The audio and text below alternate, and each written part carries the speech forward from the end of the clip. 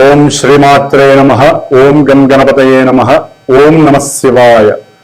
ఓం వాగర్ధావివ సంపృక్తో వాగర్ధ ప్రతిపత్తయే జగతః పితరౌ వందే పార్వతీ పరమేశ్వరౌ. పార్వతీ పరమేశ్వరాభ్యాం నమః. శ్రీ గురు చరణారవిందాభ్యాం నమో నమః. వీక్షిస్తున్నటువంటి ప్రేక్షకులందరికీ కూడా కార్తీక మాస శుభాకాంక్షలు.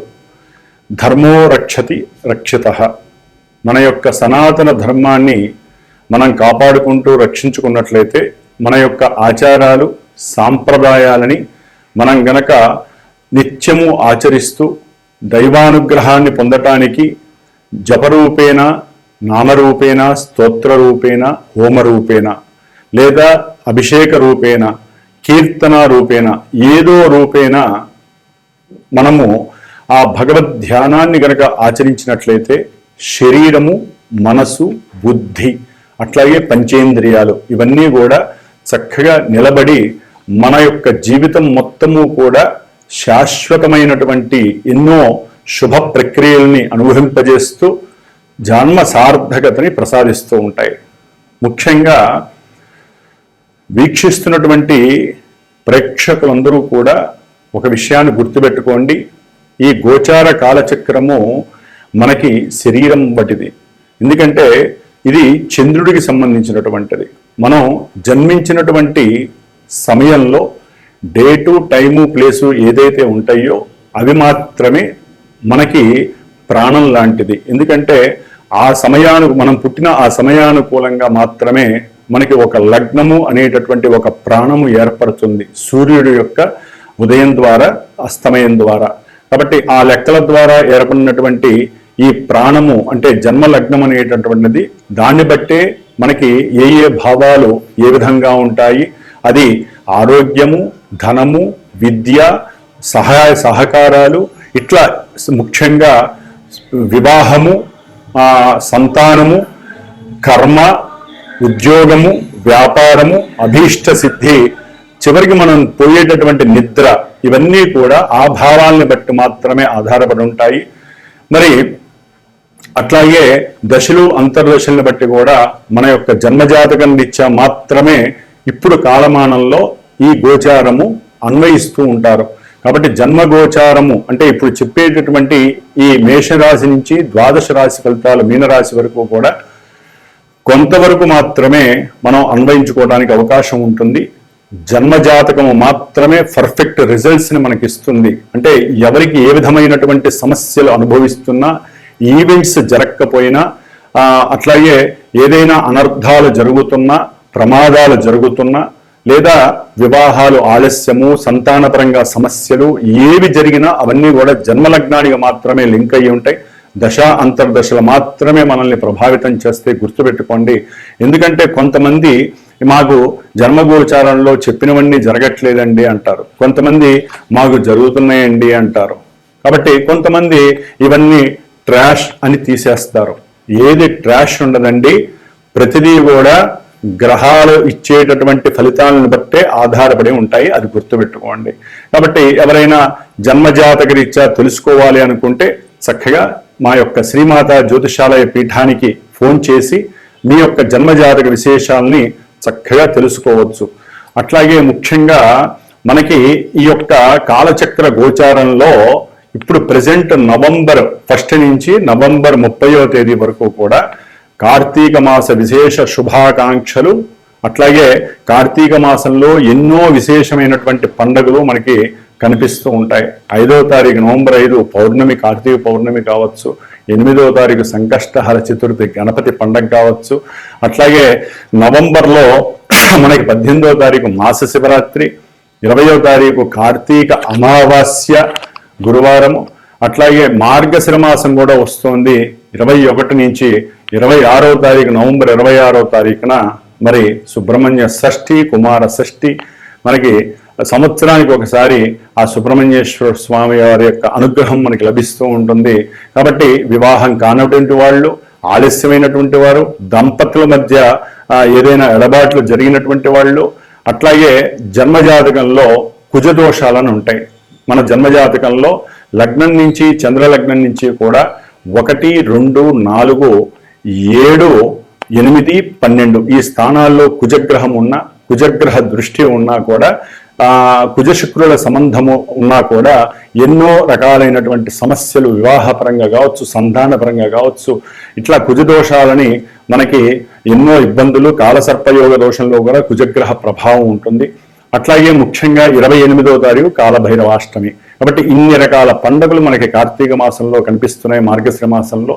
కాబట్టి ఈ యొక్క కాలచక్రంలో ఇప్పుడు నవంబరు 17 వరకు కూడా సూర్యుడు మరి కాలచక్రంలో అధిష్టాన దేవత, అధినేత అయినటువంటి రారాజు అయినటువంటి సూర్య భగవానుడు ఆయన నీచస్థితి అయినటువంటి తులారాశిలో ఉండి, తర్వాత నవంబర్ 17 నుంచి కూడా చక్కగా మిత్రరాశి అయినటువంటి కుజరాశిలోకి వెళ్ళి, అంటే వృశ్చిక రాశిలోకి ప్రవేశించేసి కుజుడితో కలిసి ఉంటాడు. అదేవిధంగా కుజగ్రహము ఈ అక్టోబర్ 27వ తేదీ నుంచి కూడా డిసెంబర్ 7వ తేదీ వరకు కూడా తన యొక్క స్వక్షేత్రమైనటువంటి వృశ్చిక రాశిలో ఉంటూ ఉంటుంది.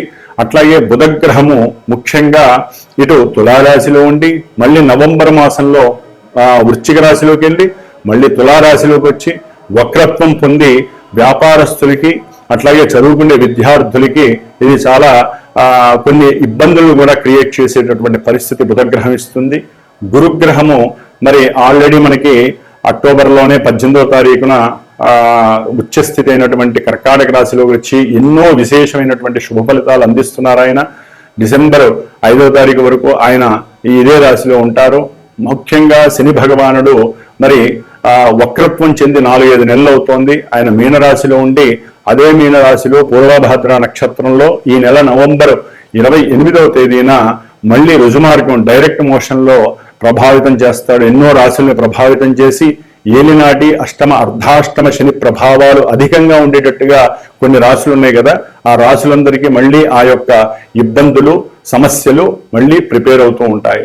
అట్లాగే రాహుగ్రహము, ఈ రాహుగ్రహము నవంబర్ 23 తర్వాత కుంభరాశిలో ఉండి సొంత నక్షత్రంలో వచ్చేస్తాడు, శతభిష నక్షత్రంలో. ఇది కొంచెం దోషప్రదం, రాహు బలంగా ఉన్నట్టు లెక్క. శని రాశిలో ఉండి సొంత నక్షత్రంలో ఉన్నటువంటి రాహువుకి తిరుగు ఉండదు. అట్లాగే ఇప్పటి వరకు పూర్వభాద్ర నక్షత్రంలో ఉండటం వలన రాహువు కొంత గురువు యొక్క ఫలితాలను కూడా ఇస్తూ కొంత శుభపరిచినటువంటి పరిస్థితులు కొన్ని రాశులు ఉన్నాయి. కేతువు సింహరాశిలో ఉండి మరి శుక్ర నక్షత్రంలో ఉన్నాడు సింహరాశిలో. కాబట్టి ఈ విధంగా గ్రహాలు ఈ విధంగా నవంబర్ నెలలో ఇమిడి కొన్ని రాశుల వాళ్ళకి ఇబ్బందులు, కొన్ని రాశుల వారికి శుభ ఫలితాలు జరుగుతాయి. జన్మజాతక రీత్యా ఈ గ్రహాలు ఏ ఏ నక్షత్రాల్లో ఉన్నాయి, శుభ ఫలితాలను ఇచ్చేటటువంటి కొన్ని ఈవెంట్స్ ఇచ్చే గ్రహాలు కాలచక్రంలో ఏ గ్రహమైనా గుర్తుపెట్టుకోండి. జన్మజాతకంలో శుభ ఫలితాలను శుభస్థానాల్లో ఉండి ఇప్పుడు గోచారంలో శత్రుక్షేత్రాలలో ఉంటే వాటి యొక్క ఎఫెక్షన్ అనేటటువంటిది అంత శుభాలను ఇవ్వదు. అట్లాగే మనం పుట్టినప్పుడు జన్మజాతకంలో కొన్ని గ్రహాలు నీచక్షేత్రాలు, పాపక్షేత్రాలలో ఉండి ఇప్పుడు ప్రజెంట్ గోచారంలో మిత్రక్షేత్రాలు కావచ్చు, తన యొక్క సొంత ఇంట్లో కానీ ఉచ్చక్షేత్రాల్లో ఉంటే చాలా వరకు శుభ ఫలితాలను ఇవ్వడానికి ఈ గోచార చక్రము చాలా ఉపయోగపడుతుంది. అవి తెలుసుకోవడానికే మరి గోచార చక్రం రీత్యా ఎంతో మంది గురువులు చక్కగా వారికి ఉన్నటువంటి జ్ఞానాన్ని, లోక విజ్ఞానాన్ని, అంతరిక్ష విజ్ఞానాన్ని మీ అందరికీ తెలియజేస్తున్నారు. కాబట్టి మరి మేషాది మీనరాశి పర్యంతం ఈ నవంబర్ 1 నుంచి 30 వరకు ఏ విధంగా ఏ ఏ రాశుల వారికి మరి విద్య, ఉద్యోగము, ఆరోగ్యము ఇట్లా ఎన్నో రకాల మీద వాటి యొక్క ఎఫెక్షన్ పడుతుంది. అవన్నీ కూడా వీక్షిద్దాము. ముఖ్యంగా శ్రీమాత జ్యోతిషాలయ పీఠంలో ఎప్పుడూ ఏదో ఒక పూజలు, జపాలు, హోమాలు జరుగుతూ ఉంటాయి. కాబట్టి ఆ యొక్క విశ్లేషణని మీకు తెలియజేద్దామనే ఉద్దేశంతో మరి ముఖ్యంగా ఈ యొక్క నవంబర్ నెలలో 14వ తారీఖు 13-14వ తేదీన కాశీ క్షేత్రంలో ఎవరైతే ఏలినాటి అష్టమ అర్ధాష్టమ శనిగ్రహ ప్రభావం వలన ఎన్నో ఆర్థిక ఇబ్బందులు, మానసిక రుగ్మతలు, ముఖ్యంగా మోకాల నొప్పులు కావచ్చు, శరీరంలో ఎన్నో రకాలైనటువంటి దీర్ఘకాలిక వ్యాధులు ఉన్నాయి. అవి చెప్పుకుంటూ పోతే చాలా ఇబ్బందులుగా ఉంటాయి మానసికి.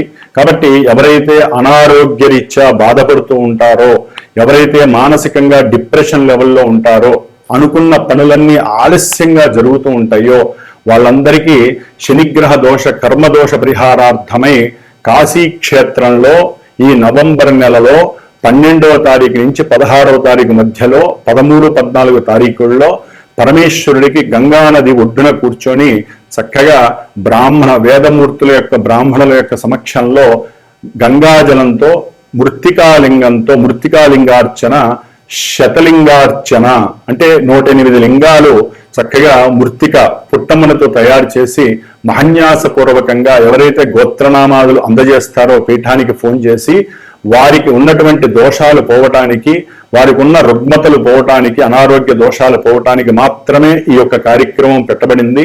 కాబట్టి ముఖ్యంగా పితృదోషాలు, మాతృదోషాలు, సర్పదోషాలు, కుజుదోషాలు అనేవి చాలా ఉంటాయి. ఇవన్నీ పోవటానికి ఇది ఒక చిన్న అవకాశంగా తీసుకుంటే చాలా ఉపయోగపడుతుంది. కాబట్టి ఈ యొక్క కాశీ క్షేత్రంలో చేసేటటువంటి ఈ యొక్క పూజలో రుద్రాక్షలకి కూడా అభిషేకం చేసి ఆ రుద్రాక్షలు వారికి ఇవ్వబడుతుంది. ముఖ్యంగా నవంబర్ 26వ తేదీన మార్గశిర మాసంలో వచ్చేటటువంటి సుబ్రహ్మణ్య షష్ఠి, స్కంద షష్ఠి రోజున పీఠంలో విశేషంగా 21వ తేదీ నుంచి 5 రోజులు 6 రోజులు స్వామివారి సర్పసూక్త పారాయణ అంటే కుజదోషాలు, సర్పదోషాలు ఉన్నటువంటి వారికి ఈ యొక్క సుబ్రహ్మణ్యేశ్వర స్వామికి ప్రీతికరమైనటువంటి రాహుకేతు దోష నివారణార్థమై సర్పసూక్త జపము, అట్లాగే 26వ తేదీన పీఠంలో ఉదయం నుంచి మధ్యాహ్నం వరకు కూడా కళ్యాణం, ముఖ్యంగా మగవాళ్ళకి లేదా స్త్రీలకి కళ్యాణం కానటువంటి వాళ్ళకి, లేకపోతే కళ్యాణమై భార్యాభర్తలు విడిపోయినటువంటి వారికి అన్యోన్యత కొరకు, కళ్యాణం శీఘ్రంగా అవడానికి, జన్మజాతకంలో ఎవరికైనా కుజదోషాలు, రాహుకేతు దోషాలు ఉంటే వారికి మాత్రమే, ముఖ్యంగా ఈ కోర్టు కేసుల్లో ఎన్నో ఇబ్బందులు పడుతూ ఉన్నటువంటి వారు ఉంటారు, ఎన్నో రకాల సమస్యలు. కాబట్టి ఆ యొక్క సమస్యలు ముఖ్యంగా వివాహము, సంతానము, అట్లాగే విద్యలో ఆటంకాలు, వీటికి సంబంధించి కుజరాహుకేతు దోషాలు పోవడానికి సుబ్రహ్మణ్య షష్ఠి మనకి సంవత్సరానికి ఒకసారి వస్తుంది. ఆ రోజున శ్రీ వల్లీ దేవసేన సమేత శ్రీ సుబ్రహ్మణ్యేశ్వర స్వామి వారి యొక్క కళ్యాణం జరుగుతుంది. కాబట్టి కళ్యాణం కోరుకునేటటువంటి వాళ్ళు చక్కగా ఆ యొక్క కళ్యాణంలో పార్టిసిపేట్ చేయొచ్చు. హైదరాబాద్లోనే కాబట్టి వచ్చేవాళ్ళు చక్కగా రావచ్చు. అట్లాగే అదే రోజున కళ్యాణం అయిన తర్వాత హోమం ఉంటుంది, సుబ్రహ్మణ్య పాశుపత రుద్ర హోమము. దీంట్లో అన్ని రకాల హోమాలు వస్తాయి కాబట్టి చక్కగా ఆ హోమం వలన కూడా మీకు చాలా ఈ 2 కార్యక్రమాలు కూడా పీఠంలో విశేషంగా జరుపబడేటటువంటివి ఈ నవంబర్ నెలలో. కాబట్టి ఎవరైనా సరే పాల్గొనదలిచే వాళ్ళు ప్రత్యక్షంగా అయినా రావచ్చు. దూర ప్రాంతాల్లో ఉన్నటువంటి వాళ్ళు మా యొక్క పీఠానికి ఫోన్ చేసి మీ గోత్రనామాదులు ఇచ్చి దానికి తగినటువంటి దక్షిణని అందజేయగలిగితే గనక మీకు చక్కగా ఆ యొక్క కార్యక్రమాలు చేసి వాటి యొక్క ఫలితాన్ని ఇవ్వగలిగేటట్టుగా ఈ యొక్క పీఠము నిర్వహించబడుతోంది. కాబట్టి ఇప్పుడు మనం మీనరాశి పర్యంతం ఉన్నటువంటి 12 రాశి ఫలితాలని గురించి చక్కగా విపులీకరించి సూక్ష్మీకరించి తెలుసుకునే ప్రయత్నం చేద్దాం. ఓం గం గణపతయే నమః. మకర రాశి వారికి ఈ నవంబర్ మాసంలో గురుబలం చాలా చాలా అద్భుతంగా ఉంది. అలాగే రవికుజ బలం కూడా చాలా అద్భుతంగా ఉంది. అంటే వీరికి ఆకస్మికంగా పిత్రార్జితము లభించే అవకాశం, అంటే గృహపరంగా కానీ, వాహనపరంగా కానీ, లేకపోతే అంతకుముందు ఉన్నటువంటి ఆస్తుల పరంగా కానీ, అన్నదమ్ముల మధ్య వైరం ఉంటే అదన్నీ కూడా కోర్టు కేసులు ఒక కొలిక్కి వచ్చి, సరే అంతర్గతంగా లోపల ఎన్నున్నా ఎవరికి వారు పంచుకోవటంలో ముందుకు వచ్చేస్తారు. ఆల్రెడీ నవంబర్ మాసంలో కుజుడు కూడా లాభంలో ఉన్నాడండి. దాని ద్వారా విశేషమైనటువంటి గృహలాభము, వాహన లాభము, విద్యార్థులకి కూడా ఉన్నతమైనటువంటి డెప్త్ నాలెడ్జ్ వైపు వీరు ముందుకు వెళ్ళే పరిస్థితి వస్తుంది. కాబట్టి మెకానికల్ పరంగా కానివ్వండి, లేకపోతే డాక్టర్ పరంగా కానివ్వండి, ఎవరైనా ప్రయత్నం చేస్తున్న వారికి ఇది యోగ్యకరమైనటువంటి కాలంగా మనం భావించాలి. మకర రాశి వారికి అటు గురుబలం వలన వివాహ యోగము, ఉన్నతమైనటువంటి వ్యాపార లాభసిద్ధి, వ్యాపారంలో ఉన్నతమైనటువంటి లాభాలు కలగటము, చర్చలు జరిగి ఇంకా ఎక్స్టెండ్ చేసుకునేటువంటి పరిస్థితి వ్యాపారంలో. అట్లాగే గవర్నమెంట్ జాబ్స్ పరంగా బ్యాంకింగ్ జాబ్స్ ఎవరైనా ప్రయత్నం చేసినా, గవర్నమెంట్ జాబ్స్లో ఎవరైనా ప్రయత్నం చేసినా, లేకపోతే వైద్యాలయాల పరంగా ఎవరైనా ప్రయత్నం చేసినా వాళ్ళందరికీ కూడా శుభాలు కలుగుతున్నాయి ఈ గురుడు రవి కుజుల యొక్క ప్రభావము. 3లో ఉన్నటువంటి శని కూడా వీరికి ఈ నెలాఖరు నుంచి చక్కగా అనుకున్న కార్యాలన్నందు నిదానంగానైనా సరే స్థిరమైన వృద్ధి, విదేశాలకి లేదా కొత్త ప్రదేశాలకి ప్రయాణాలు చేయటము, లేకపోతే అన్యోన్య దాంపత్యంతో చక్కగా ఇద్దరు భార్యాభర్తలు ఇద్దరు కూడా ఏదైనా ప్రయాణాలు చేసి చక్కగా ఆనందాన్ని పొందటము, దూర ప్రాంతాలకు వెళ్ళటము, అట్లాగే సంతానపరమైనటువంటి అనుకూలతలు కలగటము, ఇవన్నీ కూడా జరుగుతున్నాయి.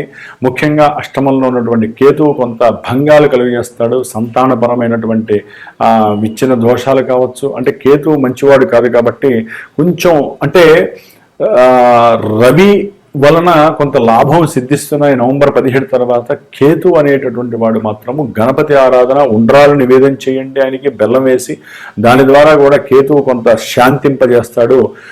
లేకపోతే ఆకస్మికంగా తండ్రి యొక్క ఆలోచనలు మారుతాయి, లేకపోతే సంతానం పరంగా ఏదైనా అనాలోచిత ప్రక్రియల వలన గవర్నమెంట్ కేసులు మీకు తగలటము, ఇబ్బందులు పడటము.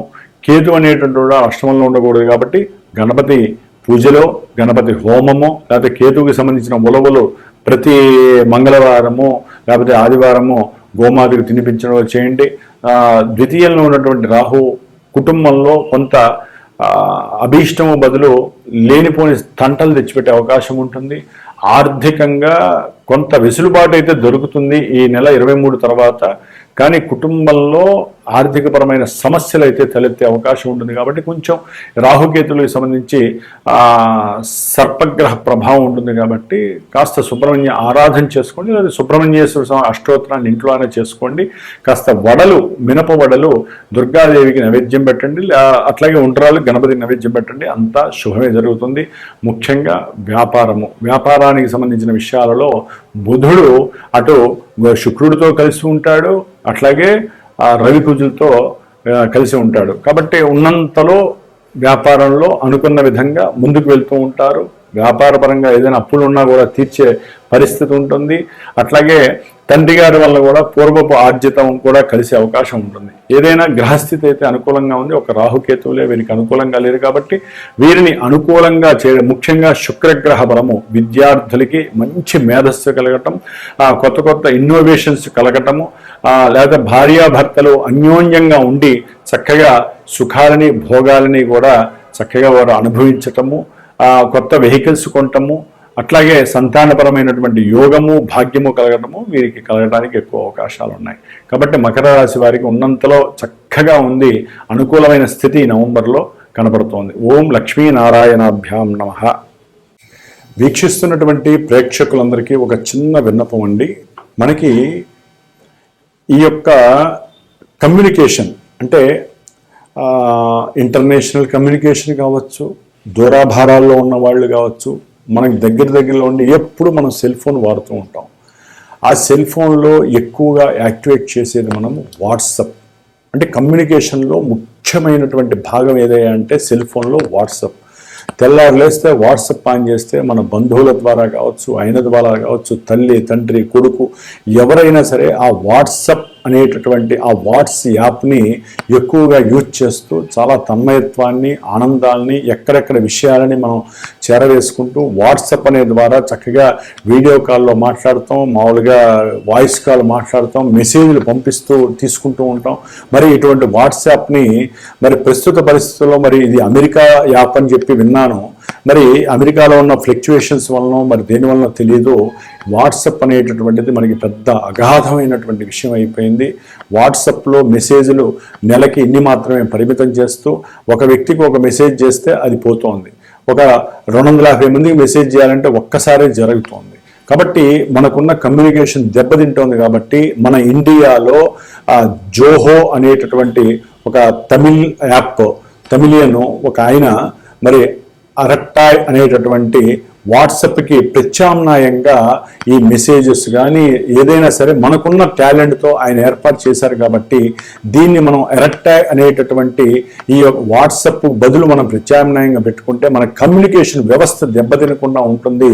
ఎందుకంటే ఉద్యోగాలు కావచ్చు, వివాహాలు కావచ్చు, మ్యాట్రిమోనీస్ కావచ్చు, జ్యోతిష్యం కావచ్చు, లేకపోతే మీకు శుభ పరిణామాలు, శుభ విషయాలు తెలియాలన్నా, ప్రపంచంలో జ్ఞానం, లోక జ్ఞానం తెలియాలన్నా వాట్సాప్ మీదే ఆధారపడి ఉన్నాం.